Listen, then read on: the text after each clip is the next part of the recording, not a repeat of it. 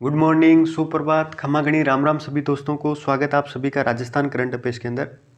आज है 8 फरवरी और इस वीडियो के अंदर 8 फरवरी की जो महत्वपूर्ण करंट अफेयर्स हैं उसको कवर करने वाले हैं, वो भी भास्कर और पत्रिका की न्यूज़पेपर की कटिंग के साथ में। बहुत अच्छी तरीके से मैंने प्रत्येक कटिंग के साथ में, बैकग्राउंड के साथ में अपने को डिस्कस करेंगे करंट अफेयर्स को। आइए स्टार्ट करते हैं। और आप सभी से गुजारिश है, आप लोग बिल्कुल भी सपोर्ट नहीं कर रहे, न किसी के साथ शेयर वगैरह कर रहे हो। आप पर्सनली मैसेज करिए, क्योंकि इतनी अच्छी तरीके से मैं करंट अफेयर्स तैयार करता हूँ, फिर भी आप क्या है कि कोई भी रेस्पॉन्स वगैरह भी नहीं आता, न आपका आ रहा है, न अपने आप जो किसी लोगों के साथ में क्या है कि शेयर वगैरह कर रहे हो। तो शेयर करो दोस्तों, ठीक है। ये आज का ज्ञान है। आज के ज्ञान के बारे में बात कर लेते हैं। सबसे पहले मोटिवेशन से ज़्यादा जरूरी क्या है आज के ज्ञान के बारे में। आज का ज्ञान क्या बोल रहा है भाई कि रोज़ नहीं रोजगार पे ध्यान दो। रोज़ नहीं रोजगार पे ध्यान दो, क्योंकि रोज़ लेने वाली भी क्या है, रोजगार ही देखती है। मैं ठीक बोल रहा हूँ ना। ठीक इसलिए बोल रहा हूँ दोस्तों कि ये सप्ताह है वो अपने लिए नहीं है। अपने को क्या करना है, रोज नहीं रोजगार पे ध्यान देना। अपनी जो भी कुटिया है उसके अंदर घुसे रहिए और मेहनत करते रहिए, ठीक है। आइए स्टार्ट करते हैं कार्टून बाबा से। कार्टून बाबा क्या बोल रहा है भाई, कार्टून बाबा ये बोल रहा है कि रीट की जो भर्ती है, जो लेवल सेकंड है, उसको सरकार के द्वारा कैंसिल कर दिया है। और आपको क्या लग रहा है, आपको क्या लग रहा है कि किसको बचाया है दोस्तों। ये जो भर्ती, जिस तरह का घपला हुआ था, इसके अंदर बड़े तरीके से सरकार के द्वारा क्या कर दिया, पूरी की पूरी भर्ती है उसको कैंसिल किया है। और रीट का जो लेवल है 2, उसकी दोबारा एग्जाम वगैरह होगी। साथ में जो आने वाली भर्ती है उसकी पोस्ट वगैरह बढ़ा दी गई है। और उसमें क्या है कि दो तरीके से, दो स्टेज के अंदर एग्जाम होगी। पहले क्या, रीट की पात्रता भर्ती होगी और उसके बाद में क्या, आगे की परीक्षा होगी। यानी पहले क्या है कि पात्रता के अंदर क्या है कि अपने को क्या है, रीट के लिए पात्र होना पड़ेगा। उसके बाद में क्या है कि दोबारा क्या है कि भर्ती होने वाली है। तो ये क्या कहें इसके बारे में, आप मेरे को जरूर कमेंट बॉक्स के अंदर बताना दोस्तों। आइए स्टार्ट करते हैं। सबसे पहले न्यूज़पेपर की कटिंग है कि रणथंभौर के अंदर सबसे अधिक बाघ वगैरह हो गए हैं। बाघों का स्थान हुआ राजस्थान। राजस्थान के अंदर क्या है कि जो बाघों की संख्या है वो 100 के पार चली गई है। कितनी चली गई है, 100 के पार चली गई है। और इसका कारण ये है क्योंकि पिछले 3 सालों के अंदर 33 बाघ बढ़े हैं राजस्थान के अंदर। राजस्थान के अंदर जो बाघों की संख्या है वो लगातार बढ़ती जा रही है और पिछले 3 सालों के अंदर 33 बाघ बढ़े हैं। यार इसी के चलते राजस्थान की जो जनसंख्या है बाघों की, वो 100 के पार चली गई है। रणथंभौर, जिसको बाघों की नगरी के नाम से जाना जाता है, तो क्वेश्चन ऐसे आ जाए कि बाघों की नगरी के नाम से कौन प्रसिद्ध है, तो रणथंभौर। और रणथंभौर के अंदर राजस्थान के अंदर सर्वाधिक क्या है, टाइगर वगैरह है या बाघ बाघिन है, वो पाए जाते हैं। वो कितने भाई, 70 है, ठीक है। और वर्तमान के अंदर संख्या कितनी हुई है भाई, राजस्थान के अंदर 103 बाघ हो गए। कितने हो गए, 103 बाघ, ये याद रखना, ठीक है। एक आपको फैक्ट वगैरह के तौर पे बताता हूँ कि देश के अंदर सबसे ज़्यादा बाघ वगैरह कहाँ है। टोटल देखो बाघ वगैरह देश के अंदर 2944 के आसपास है, ठीक है, 2900 के लगभग है। जिसमें सबसे ज़्यादा एमपी के अंदर है। सबसे ज़्यादा बाघ कहाँ पे, एमपी के अंदर। और सेकंड नंबर पे कहाँ कहाँ पे, कर्नाटका के अंदर। और थर्ड नंबर पे है उत्तराखंड। एमपी के अंदर कितने हैं, 526 बाघ हैं। और कर्नाटका के अंदर 524 बाघ है। और राजस्थान के अंदर कितने हुए, 103। लेकिन राजस्थान के लिए खुशखबरी ये है कि 100 की से ज़्यादा जनसंख्या है इनकी पार कर चुकी है। एक सेंट पीटर्सबर्ग समझौता है, सेंट पीटर्सबर्ग समझौता, वो भी आप याद रखिए। वो भी किससे संबंधित है, बाघों से संबंधित है। प्रोजेक्ट टाइगर कब स्टार्ट किया गया था, 1973 के अंदर। तो ये कुछ इस तरह के जो फैक्ट वगैरह थे नेशनल लेवल के, वो मैंने आपको बताया। कुछ और जानते आओ, स्लाइड के अंदर चलते हैं। और स्लाइड के अंदर का ये अपने को आंकड़े दे रखे हैं कि सबसे ज़्यादा रणथंभौर के अंदर क्या है कि बाघ वगैरह पाए जाते हैं। सेकंड नंबर पे सरिस्का, सरिस्का का जो अभ्यारण्य है, वन्य जीव अभ्यारण्य, वहाँ पे। थर्ड नंबर पे कौन है, क्रोली और धौलपुर, जहाँ पे 4 बाघ पाए जाते हैं। और रामगढ़ जो विस्तारी है वहाँ पे एक, और मुकंदरा जो टाइगर हिल्स है वहाँ पे भी क्या है कि एक बाघ वगैरह है वो पाए जाते हैं। तो इस तरह क्या है कि ये टॉप 3 याद रखिए। सबसे ज़्यादा रणथंभौर के अंदर 70, ये जो संख्या वगैरह है ये भी आप याद रखिए, 103 के आसपास। पिछले 3 सालों के अंदर 33 बाघ वगैरह हैं वो बढ़े हैं। और सबसे ज़्यादा बाघ कहाँ पे बढ़े, रणथंभौर के अंदर, ये भी।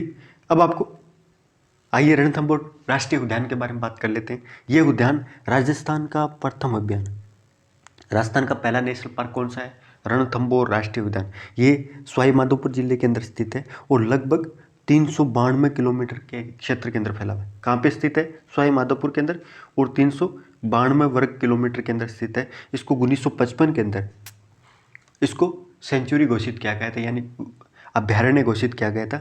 और 1973 का टाइगर प्रोजेक्ट है, इसमें शामिल किया गया। तो 1980 के अंदर इसको नेशनल पार्क का दर्जा मिला गया।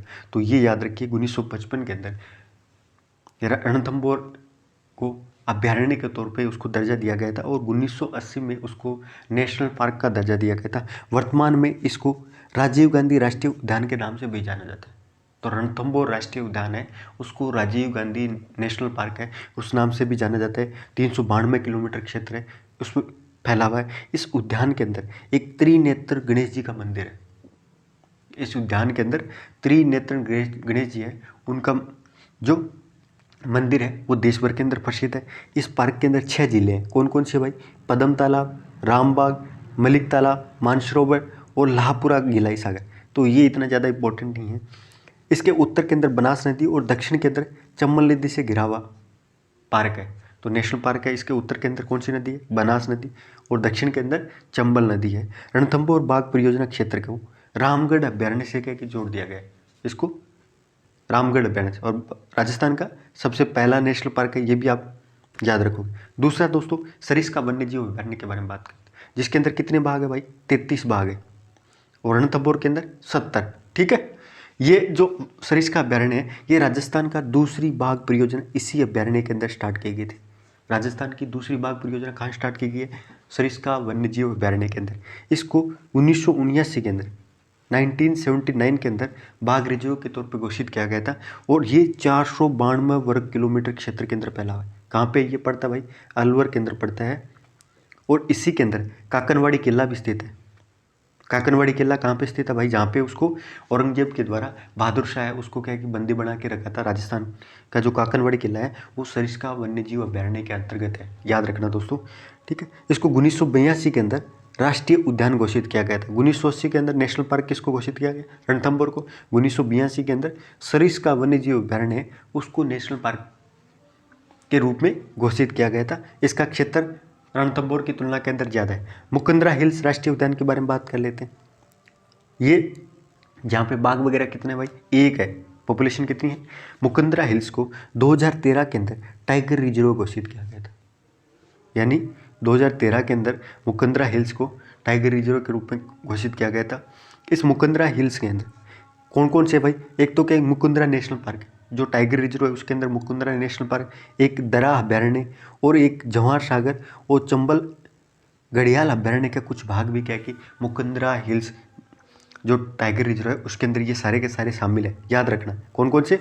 मुकुंदरा, दरा अभ्यारण्य, जवाहर सागर और चंबल घड़ियाल अभ्यारण्य। ये जो इतना जो डाटा वगैरह है दोस्तों मैं आपके लिए इसीलिए लेके आता हूँ कि कोई भी जो टॉपिक वगैरह आता है करंट अफेयर्स के साथ में उसको बैकग्राउंड के साथ में कवर करो, ताकि आपका स्टैटिक जीके है वो भी अच्छी तरीके से रिवाइज हो जाए। और ये भी क्या है कि करंट अफेयर्स भी इस तरह दिमाग में बैठ जाए कि न्यूज़पेपर वाली जो छोटी छोटी बातें रहती है वो इसको आप कैसे यूज कर सकते हो। ठीक है, ये करीब 760 वर्ग किलोमीटर के अंदर फैला हुआ है। कहाँ कहाँ भाई? कोटा के अंदर, बूंदी, झालावाड़ और चित्तौड़गढ़ के अंदर। तो मुकुंदरा हिल्स टाइगर रिजर्व है वो 4 जिलों के अंदर फैला हुआ है, बूंदी, कोटा, झालावाड़ और चित्तौड़गढ़। सांबर ये कुछ इसके अंदर, लेकिन ये इंपॉर्टेंट है, ये हीरामन तोतों के लिए प्रसिद्ध है। गागरोनी जो तोते हैं उसके लिए प्रसिद्ध है दोस्तों, याद रखना, गारगोनी तोते। ठीक है, अगला बूंदी होगा देश का क्या है कि 53वां टाइगर रिजर्व के तौर पे इसको स्थापित किया जा रहा है। सॉरी, 52वां टाइगर रिजर्व। 52वां टाइगर रिजर्व कौन सा है? तो बूंदी का जो रामगढ़ विस्तारी है उसको 52वें टाइगर रिजर्व है, उसका दर्जा हाल ही के अंदर अधिसूचना वगैरह जारी की गई थी। 53वां है वो गुरु घासीदास छत्तीसगढ़ के अंदर है। छत्तीसगढ़ के अंदर गुरु घासीदास जो नेशनल पार्क है और प्लस पोंगल वन्य जीव अभ्यारण्य है, उस दोनों को मिला के 53वां टाइगर रिजर्व है वो स्थापित किया जा रहा है। और 52वां जो टाइगर रिजर्व है वो प्रदेश का चौथा टाइगर रिजर्व के रूप में सरकार के द्वारा मंजूरी दी गई है। नेशनल टाइगर कंजर्वेशन अथॉरिटी है उसके द्वारा प्रदेश के चौथे टाइगर रिजर्व के रूप में बूंदी के रामगढ़ विस्तारी है उसको अनुमति दी गई है। इससे क्या है कि जो बाघों की संख्या वगैरह और बढ़ने के चांस वगैरह रहेंगे।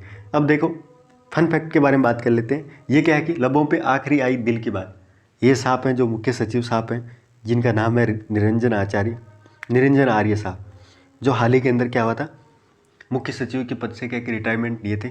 लेकिन जैसे ही इनका कार्यकाल पूरा हुआ तो इनके दिल के अंदर क्या है, दिल के अंदर क्या है कि जो बात लेके बैठे थे उसको क्या किया, सामने ला दिया, मुख्यमंत्री के सामने ला के दे दिया उन्होंने कि सेवानिवृत्ति के बाद में इनकी सफ़र वगैरह है उसकी नज़रें लक्ष्य पर थी।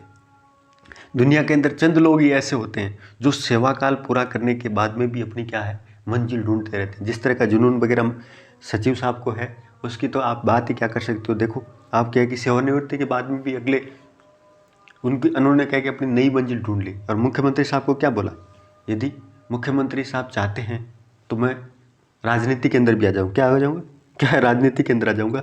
और 2023 के अंदर ये इलेक्शन लड़ने वाले हैं दोस्तों। इनको मुख्यमंत्री के द्वारा अपना आर्थिक सलाहकार है उसको भी आर्थिक सलाहकार के तौर पे भी निरंजन आर्य है, इनको रखा गया था। इनको बोला गया था कि आप आरपीएससी के चेयरमैन बन जाओ। ये बोले नहीं, मैं तो क्या है चुनाव लड़ूंगा। क्या करूँगा, चुनाव लड़ूंगा। दोस्तों ये कुछ फैक्ट वगैरह हैं लता मंगेशकर जी के बारे में, जो देश की स्वर कोकिला के नाम से प्रसिद्ध थे, जिनका हाल ही के अंदर निधन हो गया था। तो आप देखता हूँ कि आप कितना क्या कि लता जी से क्या कि प्यार करते थे। लता मंगेशकर का जन्म कौन से शहर के अंदर हुआ था, तो लता मंगेशकर का जो जन्म था वो इंदौर के अंदर हुआ था। लता जी को जो भारत रत्न है वो पुरस्कार है उससे कब नवाजा गया था, तो 2001 के अंदर लता मंगेशकर जी ने लगभग 50,000 के समथिंग क्या कि गाने गए थे। तो इतने महान हस्ती थे जिनके बारे में क्या कि कुछ फैक्ट वगैरह हैं आपके लिए बहुत इंपॉर्टेंट है। इनको भारत रत्न 2001 के अंदर दिया गया था। लता का कौन सा गाना Hollywood film internal sunshine of the spotless mind के अंदर साउंड ट्रैक के अंदर शामिल किया गया था, तो ये वादा न तोड़ जो गाना था उसको हॉलीवुड फिल्म के अंदर क्या है कि शामिल किया गया था। लता जी को राज्यसभा के सांसद के रूप में उनको नामांकित किया गया था। वो कौन से वर्ष किया गया था, तो 1999 के अंदर उनको राज्यसभा के सांसद के तौर पे भी क्या कि इनको नामांकित किया गया था। तो ये कुछ फैक्ट वगैरह हैं जो एग्जाम के अंदर काम आ सकते हैं। किस संगीत निर्देशक के साथ में लता मंगेशकर ने कभी काम नहीं किया, तो इनका नाम है ओपी नैयर, यानी एस.डी. बर्मन, शंकर जयकिशन और मदन मोहन, इनके साथ में क्या कि उन्होंने काम किया था। लेकिन ओपी नैयर के साथ में इन्होंने काम किया गया था। तो ये कुछ फैक्ट वगैरह थे आपका नॉलेज टेस्ट करने के लिए। अगला एक क्विज और है कि दोसाका जिले के अंदर वह स्थान जहाँ प्राचीन काल के अंदर व्यापारिक मंडी के लिए जाना जाता था, तो दोसाका वह स्थान हो गया तो वह स्थान कौन सा है भाई, भांडारोज। तो भांडारेज जो व्यापारिक मंडी है वो दौसा के अंदर है, जो प्राचीन काल के अंदर व्यापारिक मंडी के तौर पर प्रसिद्ध थी, जिसका निर्माण स्वाई माधो सिंह के द्वारा करवाया गया था। स्वाई माधो सिंह है उनके द्वारा दौसा के अंदर भांडारेज के अंदर एक व्यापारिक मंडी है उसका विकास किया गया था। इसरदा बांध परियोजना कहाँ स्थित है, ये इसके बारे में परसों वाले वीडियो के अंदर अपने कवर किया था बहुत अच्छी तरीके से। तो इसरदा जो बांध है ये बनास नदी पे बन रहा है। कौन सी नदी पे बनाया जा रहा है, इसरदा बांध है।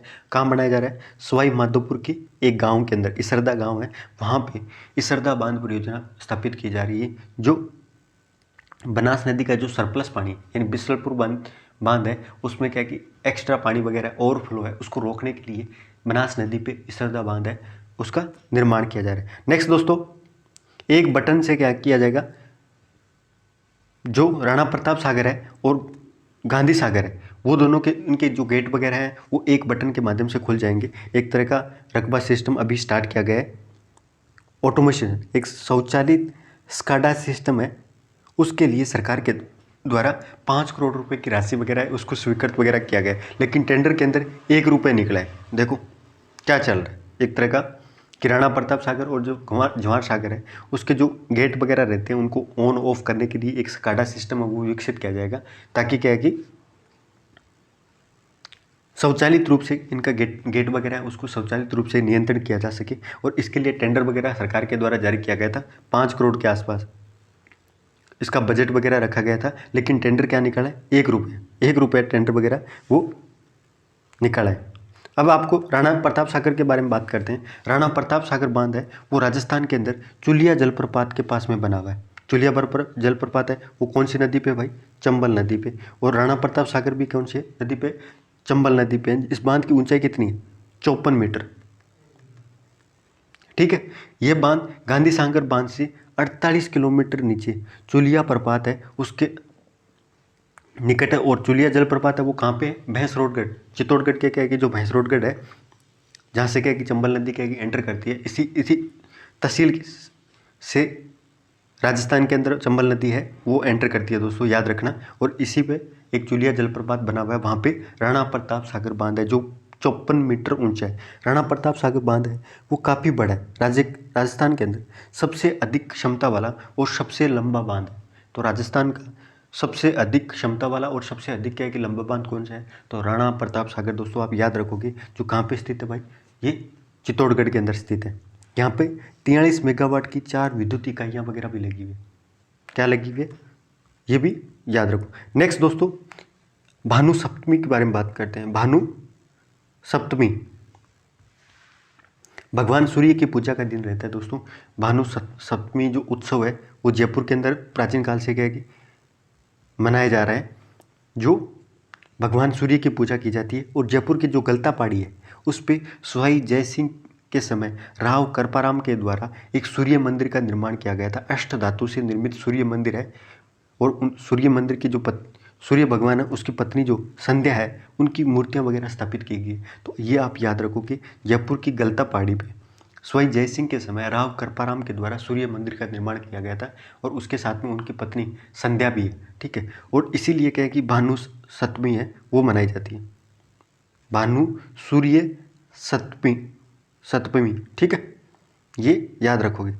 अगला दोस्तों, जिला विधिक प्राधिकरण के बारे में बात करते हैं, जहाँ पे 50 लाख रुपए की अंतरिम सहायता है वो सरकार के द्वारा दी गई है। जयपुर जो जिला है उसकी जो जिला विधिक प्राधिकरण है उसको ये राशि वगैरह स्वीकृत की गई है। तो अपन क्या है कि जिला विधिक प्राधिकरण है उसके बारे में बात कर लेते हैं। जिला विधिक सेवा प्राधिकरण है वो कौन से अधिनियम के तहत स्थापित होती है दोस्तों? तो विधिक सेवा जो अधिनियम है, विधिक सेवा लीगल सर्विस ऑफ इंडिया के एक्ट आया था 1987 के अंदर। और उसी के अंतर्गत जिला विधिक सेवा प्राधिकरण है उसकी स्थापना की गई थी। और इसके अंतर्गत एक तरह से क्या है कि मुफ्त में कानूनी सहायता वगैरह प्रदान करने का काम किया जाता है। जो संवेदनशील लोग वगैरह हैं, जिनको क्या है कि न्याय वगैरह के अंदर क्या है कि लेने के अंदर दिक्कत वगैरह आती है, जिनके पास पैसे वगैरह नहीं रहते, जो गरीब और कमज़ोर लोग रहते हैं, संवेदनशील लोग रहते हैं, उनको न्याय वगैरह पहुंच प्रदान करने के लिए सरकार के द्वारा क्या किया गया था, ये एक्ट वगैरह 1987 का लाया गया था। और उसी के अंतर्गत जिला विधिक सेवा प्राधिकरण की स्थापना की गई थी, जिसमें प्रत्येक जिले के अंदर इसका एक अध्यक्ष चुना जाता है और संबंधित जिला और सेशन जो न्यायाधीश वगैरह हैं इसके अंदर शामिल होते हैं, ठीक है। न्यायाधीश के क्या कि कैडर वगैरह के शामिल होती हैं। और इसका काम रहता है जिला विधिक सेवा प्राधिकरण का कि इसके अंतर्गत जो कुछ भी तालुका वगैरह आते हैं उसके अंदर एक सेवा समिति रहती है जिसके अंदर कुछ न्यायाधीश वगैरह शामिल रहते हैं। जब भी क्या है कि इस तरह के केस वगैरह आता है तो उसके अंदर अपने की इस सेवा समिति की तरफ से क्या है कि न्यायाधीश वगैरह हो गए, वकील वगैरह है, वो क्या है कि कमज़ोर तबके के लोगों के लिए क्या है कि हाजिर हो जाता है न्याय प्रदान करने के लिए, ठीक है। अगला दोस्तों, सरकार के द्वारा अक्षय ऊर्जा के क्षेत्र में विभिन्न कंपनियों के साथ में क्या एमओयू किया गया है। क्या किया गया है? एमओयू किया गया है, ताकि क्या है कि इतनी ज़्यादा इंपॉर्टेंट नहीं है। अब राजस्थान के स्टैटिक जीके के बारे में बात कर लेते हैं। तो भटनेर दुर्ग के बारे में बात करते हैं दोस्तों। इसका निर्माण है भूपत भाटी के द्वारा करवाया गया था, भूपत भाटी के द्वारा करवाया गया था। और बीकानेर के नरेश सूरत सिंह के द्वारा 1805 जो बीकानेर के अंदर जूनागढ़ किला है, इसका निर्माण किसने करवाया गया था भाई? आप मेरे को जल्दी से बताओ। राय सिंह के द्वारा किया गया था। किसके द्वारा किया गया था? बीकानेर का जूनागढ़ किला राय सिंह के द्वारा निर्माण किया गया था।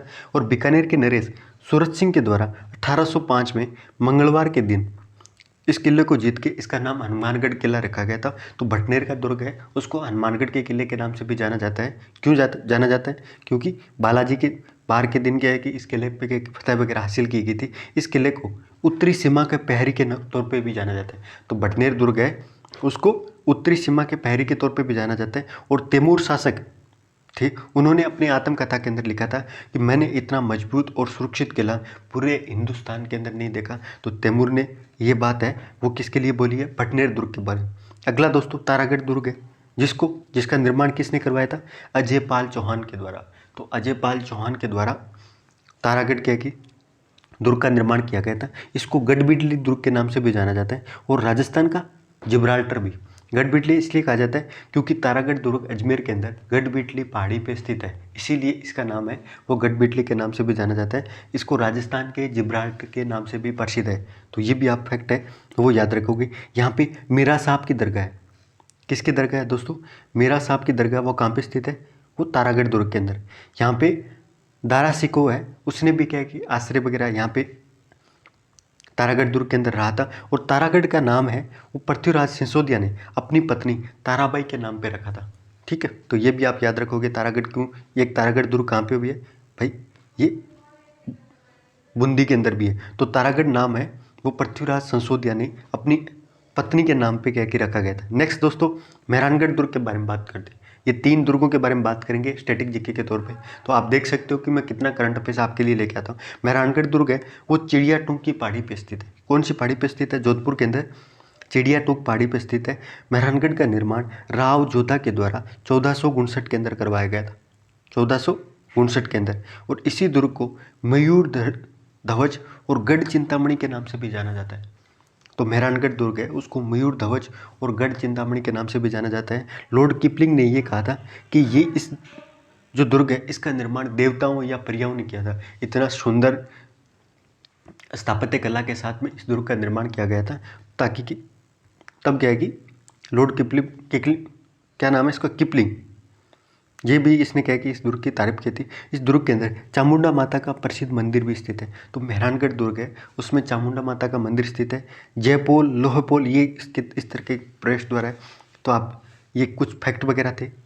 इसी के साथ में आज का जो करंट अफेयर्स है वो इतना ही था दोस्तों। जय हिंद, जय भारत।